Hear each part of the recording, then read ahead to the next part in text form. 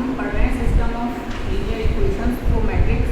तो इसमें अभी हमने होमोजीनियस लीनियर इक्वेशंस और नॉन होमोजीनियस लीनियर इक्वेशंस की डेफिनेशन मैंने लास्ट लेक्चर में हमने कवर अप की थी।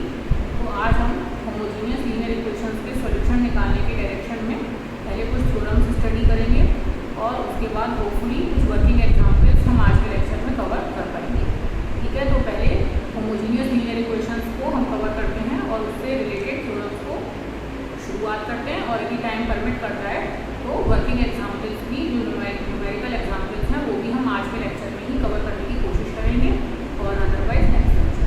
ठीक है, तो फर्स्ट थ्योरम है हमारी इस होमोजीनियस लीनियर इक्वेशंस के सॉल्यूशन से रिलेटेड, वो क्या है कि let x1 and x2 B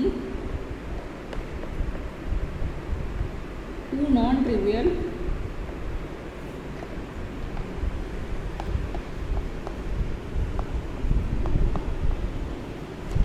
solutions of ax is equals to a, ax is equals to o, null matrix है। then k1 x1 plus k2 x2 is also a solution of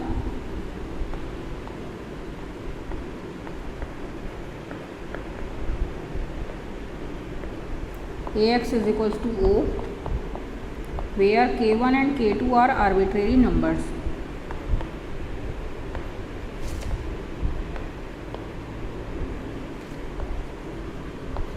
arbitrary numbers. ठीक है, ये हमारी first theorem का statement है।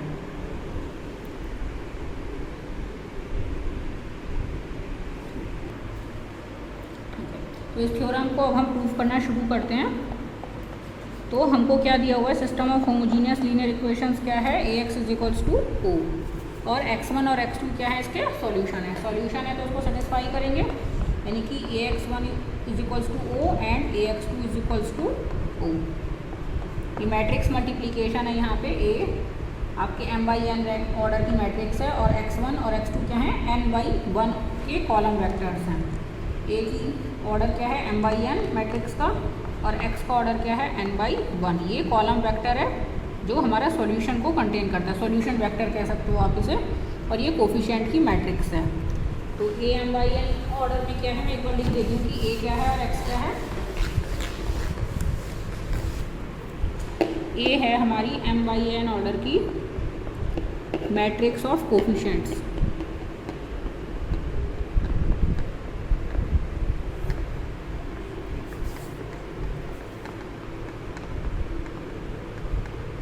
और x क्या है, n/1 ऑर्डर का कॉलम वेक्टर है,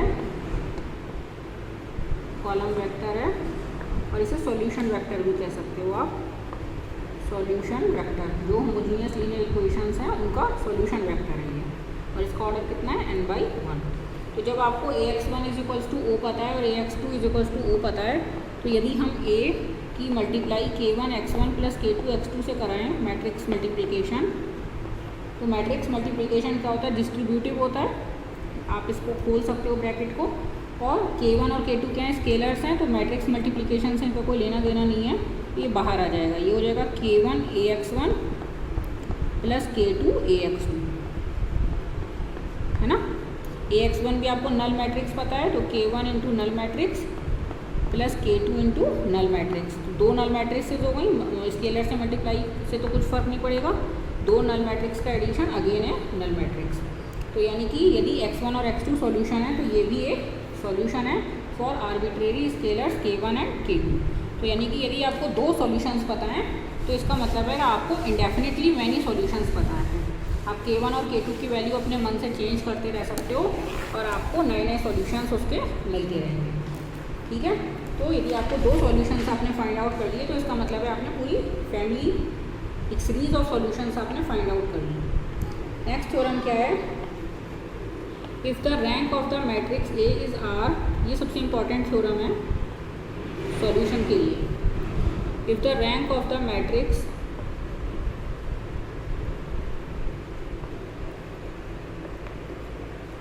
A is R, then the number of linearly independent solutions. अब सॉल्यूशंस में आपको ये देखना है कि कौन से लीनियरली इंडिपेंडेंट होंगे और कौन से लीनियरली डिपेंड करेंगे उनमें। Linearly independent solutions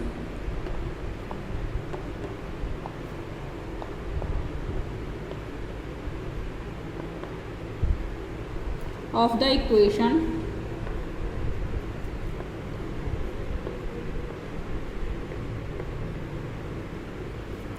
ax is equals to 0 is n minus r। ए क्या है, m बाई n ऑर्डर की मैट्रिक्स है, अगेन वही कोफिशिएंट मैट्रिक्स, और ए एक्स क्या है, n बाई 1 ऑर्डर का सॉल्यूशन वेक्टर है। ठीक है, ये आपको अंडरस्टूड है। तो ये थ्योरम का स्टेटमेंट एक बार मैं रीड आउट कर देती हूँ कि ये जो हमारी कोफिशिएंट मैट्रिक्स है ए, उसकी रैंक कितनी है, आर है। तो जो number of linearly independent solutions होंगे इक्वेशंस के वो n माइनस आर होंगे। बाकी जितने भी सॉल्यूशंस होंगे वो उस पर डिपेंड करेंगे। रैंक आर होने का क्या मतलब है, रैंक आर क्या होगी, लेस देन और इक्वल टू होगी मिनिमम ऑफ एम एन। ये तो अंडरस्टूड सी बात है कि जितना ऑर्डर में रो है, नंबर ऑफ रोज और जितने कॉलम्स हैं उससे कम या उसके बराबर ही हो सकता है आर, क्योंकि सब मैट्रिसेस के ऑर्डर पे डिपेंड करती है आर, और सब मैट्रिक्स किसी भी सब मैट्रिक्स का ऑर्डर नंबर ऑफ रोज से ज़्यादा नहीं हो सकता या नंबर ऑफ कॉलम से ज़्यादा नहीं हो सकता। तो आर इज़ लेस देन और equal to essentially minimum of m comma n। तो r n से कम है, यानी कि आप यहाँ से ये कंक्लूड कर सकते हो, यानी कि n माइनस आर कैसा है, पॉजिटिव नंबर है। यानी कि ये इसके बारे में हमें चिंता करने की ज़रूरत नहीं है, n माइनस आर कैसा है, पॉजिटिव नंबर है। यानी कि जो number of linearly independent solutions हैं वो पॉजिटिव है या ज़ीरो है एट मोस्ट, यानी कि कोई भी लीनियरली इंडिपेंडेंट सॉल्यूशन नहीं मिलेगा हमें, या फिर एक से ज़्यादा मिलेंगे, है ना। नेगेटिव में नहीं जा रहा है n minus R. n minus R is strictly greater than और इक्वल टू 0, नेगेटिव नहीं है। तो एक बार हम इसको लिख लेते हैं सिस्टम ऑफ अपने होमोजीनियस लीनियर इक्वेशंस को।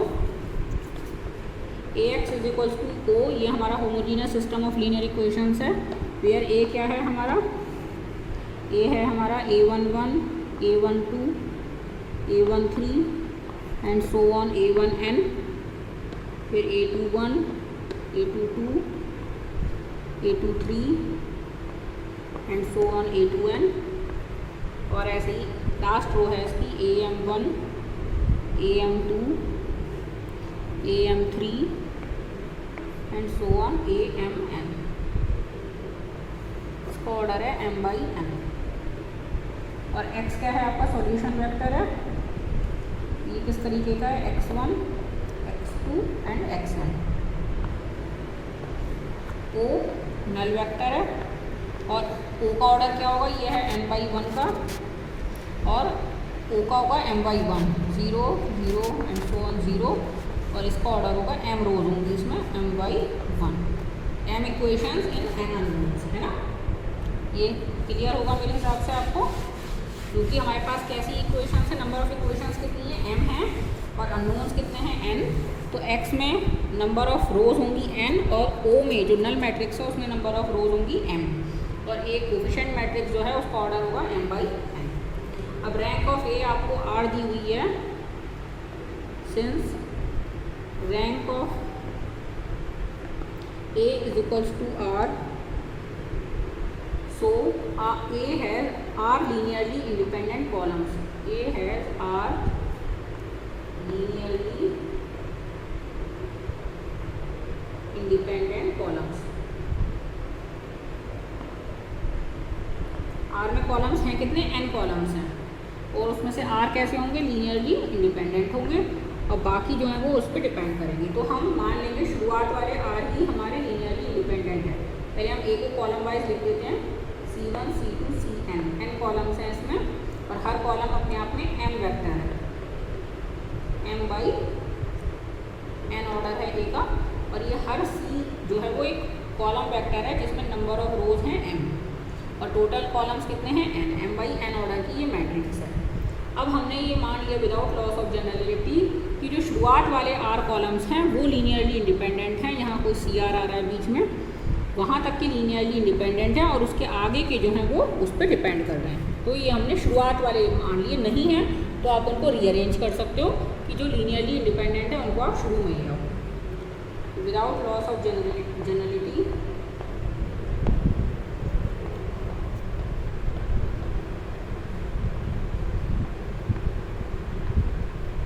We can assume that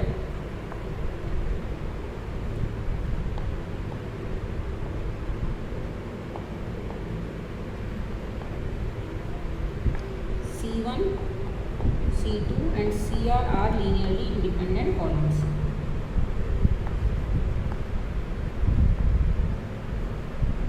Linearly independent columns. और जो रेस्ट हैं वो उन पे लीनियरली डिपेंड कर रहे हैं। ठीक है, अब आपका ये सॉल्यूशन वेक्टर है x, तो Ax is equals to O। इसको आप किस तरीके से लिख सकते हो, इसको यदि हम कॉलम्स के हिसाब से लिख लें C1, C2, Cn और x को क्या लिखते हैं, अपने x को एक्सपेंड कर दें x1, x2, xn और यहाँ 0 0 0।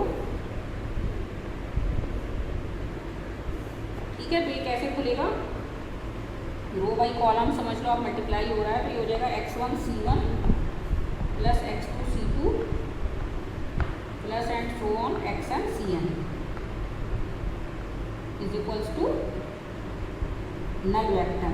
अब ये यहाँ पे दोबारा मैंने O बना दिया है। अब ये यहाँ पे O जो है वो m/1 ऑर्डर का कॉलम वेक्टर है, जैसे कि यहाँ था ये ओरिजिनली, और क्योंकि ये C1 भी C1 C2 Cn भी m/1 ऑर्डर के कॉलम वेक्टर्स हैं, तो बराबर में कॉलम वेक्टर ही रहेगा।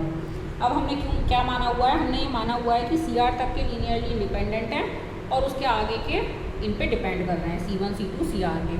तो जब ये इन पे डिपेंड कर रहे हैं तो इनके लीनियर कॉम्बिनेशन के तौर पे इन्हें लिखा जा सकता है। सिंस, तो इनको लीनियर कॉम्बिनेशन के तौर पे लिख लेते हैं। Since each of CR+1, CR के आगे के सारे CR+2 and so on Cn are linearly dependent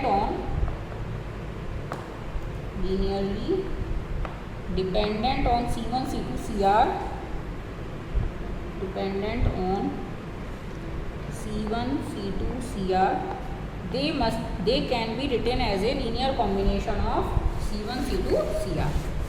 जब लीनियरली डिपेंडेंट है तो उनके लीनियर कॉम्बिनेशन के तौर पे लिखे जा सकते हैं। they can be written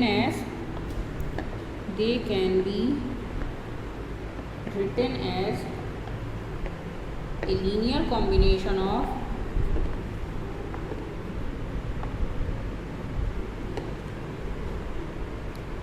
C1 C2 CR। तो इनको एक लीनियर कॉम्बिनेशन के तौर पे लिख लेते हैं और उनकी वैल्यू फिर यहाँ पुट कर देंगे। तो ये इक्वेशन हमारी R कॉलम्स में हो जाएगी बजाय N कॉलम्स में होने के। ठीक है, तो इनको CR+1, CR+2 और Cn, ये कितने हैं टोटल, n-r कॉलम्स हैं। तो कितनी इक्वेशंस बनेंगी, n-r इक्वेशंस बनेंगी, और वो C1 C2 CR के तौर पे इन कॉलम्स को, इन बकाया n-r कॉलम्स को इन R कॉलम्स के टर्म्स में हमें लीनियर कॉम्बिनेशन के तौर पे एक्सप्रेस करना है। तो हमें कुछ कोफिशिएंट्स मानने पड़ेंगे। CR+1 का हमने मान लिया P11 C1 प्लस P12, एक मैट्रिक्स बन रही है और हम उसके कोफिशिएंट्स लाइन वाइज मान ले रहे हैं। P1R CR, R कॉलम्स के ऊपर है ना, तो इस तरीके से CR+1 के हमने कोफिशिएंट्स मान लिए P11 P12 P1R, एक पहली रो बन जाएगी, मतलब जो भी मैट्रिक्स बनने वाली है। CR+2 में ये भी लीनियर कॉम्बिनेशन है C1 C2 का, तो इसको इसके कोफिशिएंट्स मान लिए हमने P21 C1 plus P22 C2 plus and so on P2R CR। फिर ऐसे ही आपके आखिरी कॉलम है आपका Cn, तो ये हो जाएगा, ये कितने हैं टोटल नंबर्स, n-r, तो यहाँ पे क्या आएगा Pn-r1। तो इस n-r को हम अभी k लिख ले रहे हैं, क्योंकि n-r बार बार लिखने में बहुत जगह घेरेगा, तो इसको मैं k लिख दे रही हूँ। k की वैल्यू कितनी है, n-r, Pk2 C2 plus and P के आर सी आर। ये P1 P2 और ये सारे जो हैं वो स्केलर्स हैं और K कितना है n माइनस आर। ये बार बार n माइनस आर नहीं लिखना था मुझे, इसलिए मैंने वहाँ पे एक नया सिंबल यूज़ कर लिया K। तो ये हमारे कोफिशेंट्स आ गए और इन CR+1 CR+2 Cn को आपने C1 C2 Cr के लीनियर कॉम्बिनेशन के तौर पे एक्सप्रेस कर लिया। अब ये वैल्यू आप जब ऊपर वाली इक्वेशन में रखोगे, जो x1 C1 plus x2 C2 plus xn Cn is equals to null matrix थी, तो वहाँ हम इन C1 CR+1 CR+2 and so on की वैल्यू रख देते हैं। तो क्या हो जाएगा हमारे पास,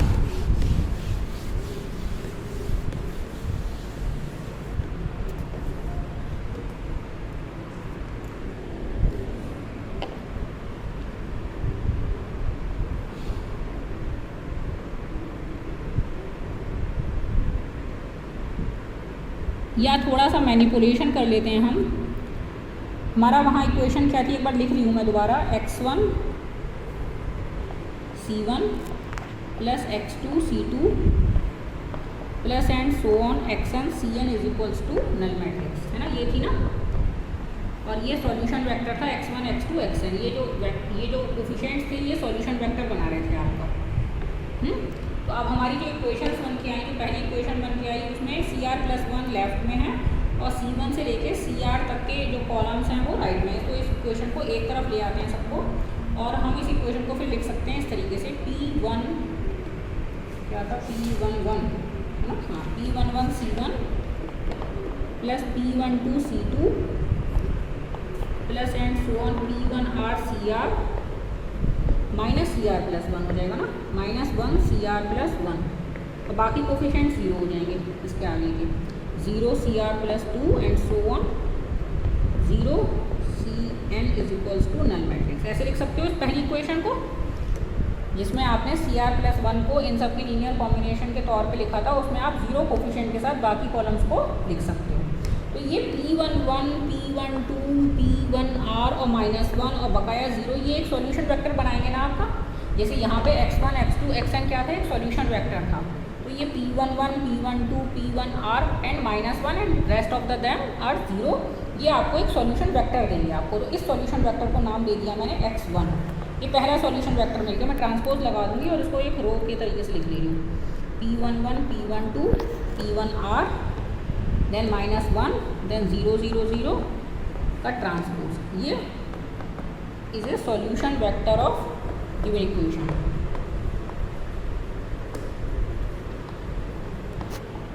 गिवन सिस्टम ऑफ इक्वेशन।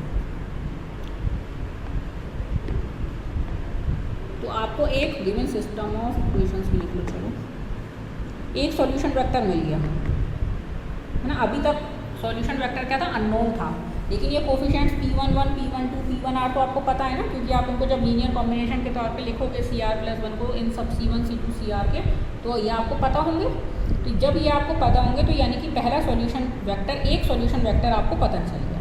और इसी तरीके से जो बकाया इक्वेशंस हैं उनसे आपको जो नेक्स्ट इक्वेशन थी जिसमें आपने CR+2 को लीनियर कॉम्बिनेशन के तौर पर लिखा था, उसके कोफिशिएंट्स क्या थे, P21 C1 plus P22 C2 plus and so on P2R CR फिर माइनस CR+2। तो CR+1 का कोफिशिएंट तो 0 हो गया और उसमें आ गया -1 CR+2 और बाकी कोफिशिएंट फिर 0 हो गए, 0 CR+3 and up to Cn plus and 0 Cn is equals to 0 vector है। ये अब ये देख लेना, यहाँ ये 0 वेक्टर है और यहाँ ये 0 स्केलर्स हैं, है ना। ये आप डिफ्रेंशिएट कर सकते हो, आप इतने बड़े क्लास में हो कि कहाँ 0 वेक्टर की बात हो रही है, कहाँ 0 स्केलर की बात हो रही है। तो ये जो नेक्स्ट इक्वेशन थी उससे ये लाइन आ जाएगी, जब एक तरफ करोगे इसे आप, तो इससे आपको क्या सॉल्यूशन वेक्टर मिलेगा अगला, x2 is equals to P21 P22 P2R 0 -1 फिर 0 फिर 0 0 0 का ट्रांसपोज। इसका टोटल ऑर्डर कितना है, n/1, टोटल ऑर्डर है n/1, n मतलब नंबर ऑफ रोज हैं और एक कॉलम है। यहाँ ट्रांसपोज लगा दिया है मैंने ताकि कम जगह में लिख सकूँ मैं। तो ये आपको सेकंड सॉल्यूशन वेक्टर मिल गया। इस तरीके से आपको कितने सॉल्यूशन वेक्टर मिल गए, आपको n - r सॉल्यूशन वेक्टर मिल गए, k मिल गए, है ना, क्योंकि के तक जा रही थी इक्वेशन और के क्या था, n-r था। तो आपको लास्ट जो सॉल्यूशन वेक्टर मिला n-r xn-r, वो क्या मिला, pk1 pk2 से लेके pkr तक तो सभी हैं। फिर उसके बाद क्या था, उधर था cn था और बाकी सब बीच के ज़ीरो थे। तो 0 0 0 इसको लंबा कर दो, इसको मैंने कॉलम वेक्टर के तौर पे लिख दिया है। और लास्ट वाला -1 cn आ जाएगा, क्योंकि तो ये n-1 का लास्ट आपको सॉल्यूशन वेक्टर एक और मिल गया। मतलब टोटल आपको n-r सॉल्यूशन वेक्टर मिल गए। Thus we got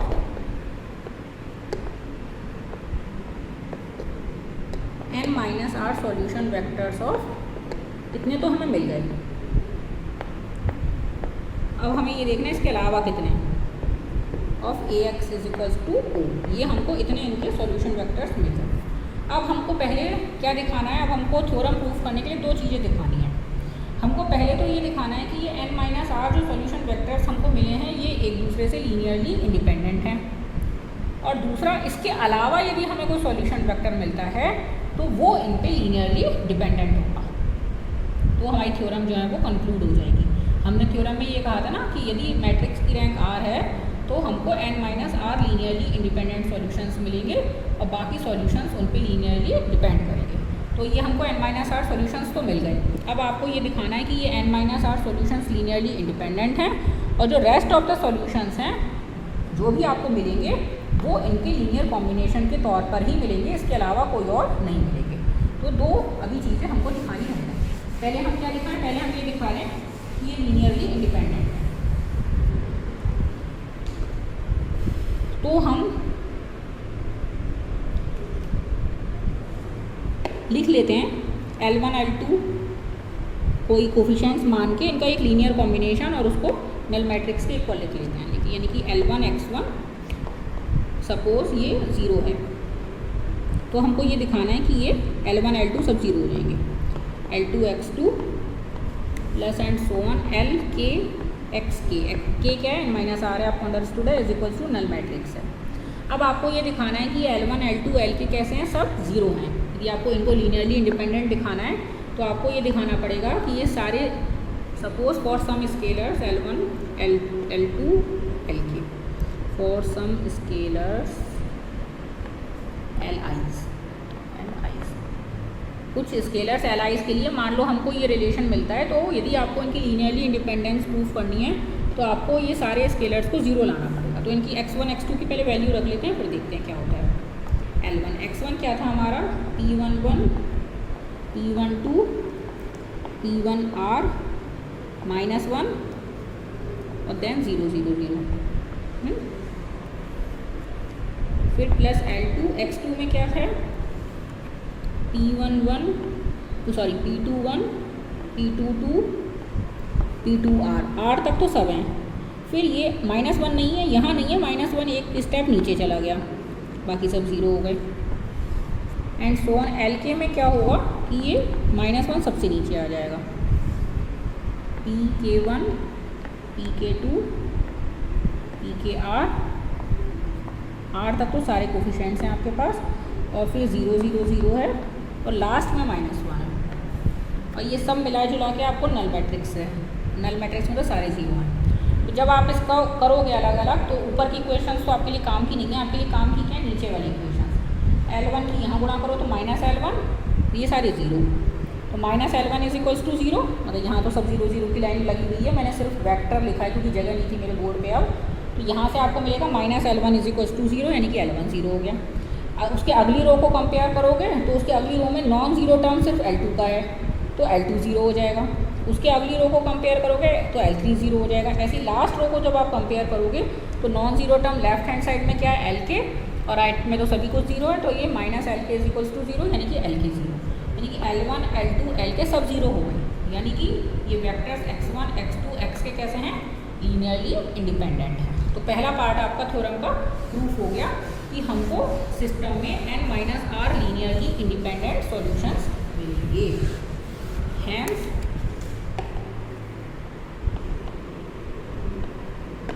x1 x2 xn-r are linearly independent। ये मैं आपको बहुत डिटेल में समझा रही हूँ, जिसके बिना भी काम चला सकती हूँ मैं, सिर्फ वर्किंग रूल बता दूँ आपको और ये सब ना समझाऊँ थ्योरी इसके पीछे की। लेकिन मुझे ये लगता है कि आप क्योंकि मैथ्स के स्टूडेंट्स हैं और यूजी में आप हैं तो डेफिनेटली शायद पीजी भी करेंगे ही मैथ्स के संग, तो मैथ्स आने वाले टाइम में, आने वाले सालों में आपके लिए एब्स्ट्रैक्ट होने जा रही है। अब ये न्यूमेरिकल एग्जाम्पल्स तो यूजी के बाद ख़त्म ही हो जाएंगे, आपको कॉन्सेप्चुअली हो जाएगी मैथ्स जैसे कि बाकी चीज़ें होती हैं। तो ये थ्योरम्स ही उसका क्रक्स हैं। तो यदि आप मैथ्स में पीजी करना चाहते हैं या उसके आगे हायर स्टडीज़ में जाना चाहते हैं तो आपको ये कॉन्सेप्ट समझने होंगे और इन पे अपना होल्ड मजबूत करना होगा, है ना। सिर्फ सवाल सॉल्व करना मैथ्स नहीं होता, वो मैथ्स 12th तक थी, वो आप करके आ चुके। तो अब आपको कॉन्सेप्ट पे अपनी अंडरस्टैंडिंग को मजबूत करना होगा, उसी के सहारे ही मैथ्स में आप आगे कुछ कर पाओगे, पीजी कर पाओगे या होपफुली नेट JRF यदि क्लियर करना चाहते हो तो इसलिए मैं ये सारी थ्योरी आपको समझा रही हूँ, जबकि यूजी लेवल पे शायद मैं इसको स्किप भी कर सकती हूँ, लेकिन मैं चाहती हूँ कि आप अभी से अपना जो बेस है वो स्ट्रॉन्ग रखें मैथ्स में। ठीक है, अब हमको क्या दिखाना है, अब हमको ये दिखाना है कि अब यदि कोई और सॉल्यूशन होगा इसका तो वो इसका लीनियर कॉम्बिनेशन होगा, कोई दूसरा सॉल्यूशन। तो मान लेते हैं suppose that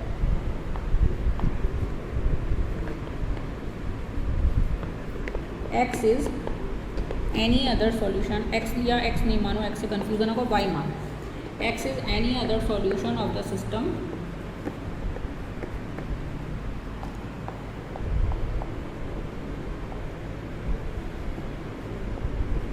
ax is equals to o। तो y वेक्टर इसका सॉल्यूशन है, तो यानी कि ay is equals to o, है ना। अब y यदि सॉल्यूशन है तो अभी हमने पीछे देखा था कि यदि आपको दो सॉल्यूशंस पता हैं x1 और x2 तो उनका लीनियर कॉम्बिनेशन भी एक सॉल्यूशन होता है। तो आपको कितने सॉल्यूशन पता है, एक सॉल्यूशन आपको y पता है और n-r सॉल्यूशंस आपको ये पता है, यानी कि n-r+1 आपको सॉल्यूशंस पता है आपके सिस्टम को। तो इनका जो एक कोई लीनियर कॉम्बिनेशन आप बनाओगे तो वो भी अल्टीमेटली एक सॉल्यूशन होना चाहिए। Since x1 x2 xn-r, y and y are solutions of ax is equals to o, hence their linear combination will also be a solution of ax is equals to o, hence their linear combination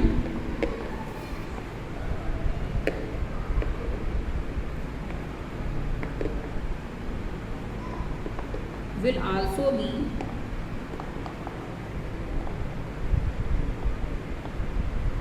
a solution of ax is equals to, ठीक है। तो उस linear combination को हमने मान लिया y plus कोई t मान लेते हैं, tr+1 x1 plus tr+2 x2 और कहाँ तक जाना है आपको xn-r तक, तो tn आ जाएगा, है ना। Will also be a solution of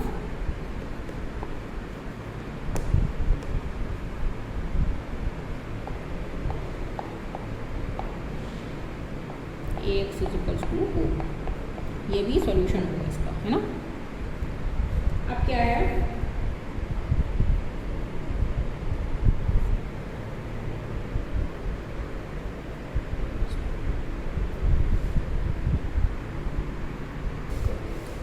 ठीक है। तो यदि इस y के कंपोनेंट्स को हम क्या मान लें, y1 y2 yn मान लें, तो थोड़ा सा ज़्यादा जगह चाहिए, तो इक्वेशन को ज़रा आप याद रखना, मैं रब करके दोबारा लिख रही हूँ। अब इसको एक्सपेंड करते हैं। y के कंपोनेंट्स को हम क्या लिख रहे हैं, y1 y2 yn प्लस हमने क्या माना है tr+1 और पहला है हमारा x1 की वैल्यू रख देते हैं हम p11 p12 से लेके p1r तक, तो इसमें है, फिर -1 है और फिर नीचे के 0 है। अब ये डायमेंशन सेम है, ये दोनों n वेक्टर्स हैं। फिर tr+2 यहाँ P11 से ले P21 और P2R तक तो कोई दिक्कत नहीं है, वो तो सब में है ही। फिर 0 आएगा, फिर -1 आएगा, फिर नीचे 0 हो जाएंगे। लास्ट वाला है आपका Tn और xn-r। xn-r में क्या है, Pk1, Pk2, Pkr, फिर 0 0 और नीचे लास्ट में -1 और बराबर में सब 0 चल रहा है ना, नल वेक्टर है। तो जब आप इनकी अलग अलग इक्वेशंस कंपेयर करोगे तो क्या आएगा, देखो यहाँ से आप ऊपर की r तो छोड़ दो, नीचे की कंपेयर कर रहे हैं n-r इक्वेशंस। यहाँ से आएगा yr+1, यहाँ से आएगा -tr+1 = 0 हो जाएगा, क्योंकि और तो कोई इस लाइन में आएगा नहीं, ये -1 है, यहाँ 0 मिलेगी आगे सब। तो yr+1 -tr+1 = 0 मिलेगा आपको। तो क्या होगा, yr+1 -tr+1 = 0। तो yr+1 की वैल्यू क्या हो जाएगी, tr+1 के बराबर हो जाएगी।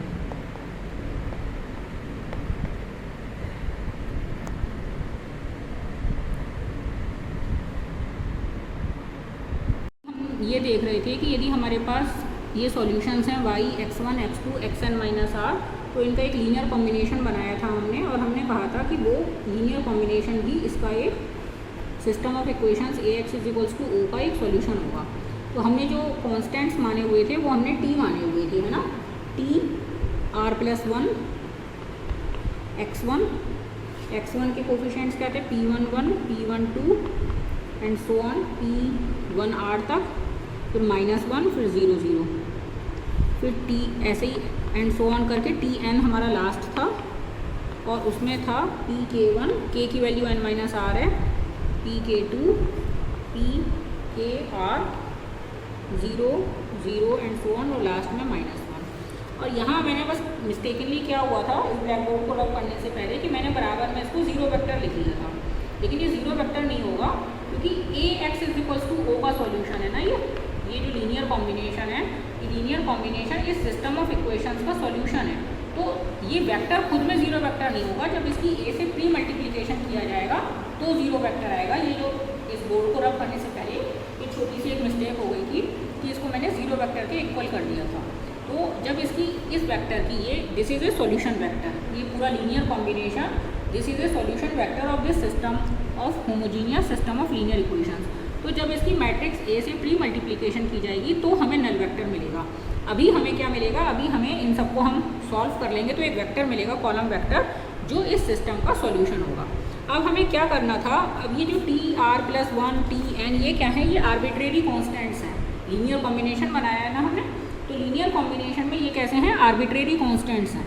आर्बिट्रेरी कॉन्स्टेंट्स को थोड़ा सा मैनिपुलेशन कर रहे हैं हम यहाँ, ताकि हमारा जो y1, y2, yn और इन सबको ऐड करने के बाद जो रिजल्टेंट वेक्टर आए वो सिंपल फॉर्म में आए।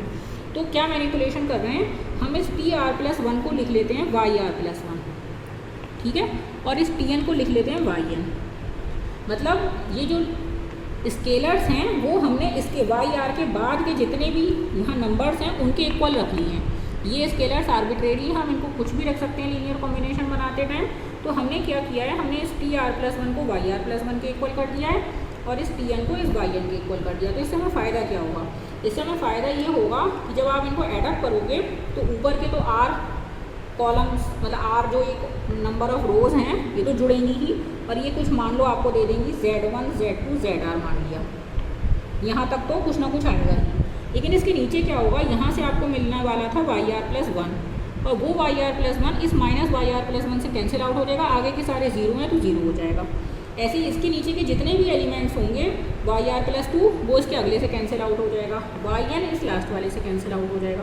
तो zr के नीचे सारी एंट्रीज आपकी 0 हो जाएंगी, यानी कि इसमें सिर्फ r नॉन ज़ीरो एंट्रीज बचेंगी और बाकी जो n-r एंट्रीज़ हैं वो क्या हो जाएंगी, 0 हो जाएंगी। तो ये हमारे इस मैनिपुलेशन से हमें फ़ायदा होगा कि हमारे जो n/1 का कॉलम वेक्टर है वो एक्चुअल में सिर्फ r/1 का कॉलम वेक्टर रह जाएगा। इसमें सिर्फ r नॉन ज़ीरो एंट्रीज होंगी और बाकी n-r एंट्रीज कैसी होंगी, 0 एंट्रीज होंगी। And this vector, this resultant vector is a solution of this homogeneous system of linear equations. अब हम क्या करते हैं, इस वेक्टर को यहाँ रख के ए से प्री मल्टीप्लाई कराते हैं इसकी और इसको नल वेक्टर के इक्वल रखते हैं।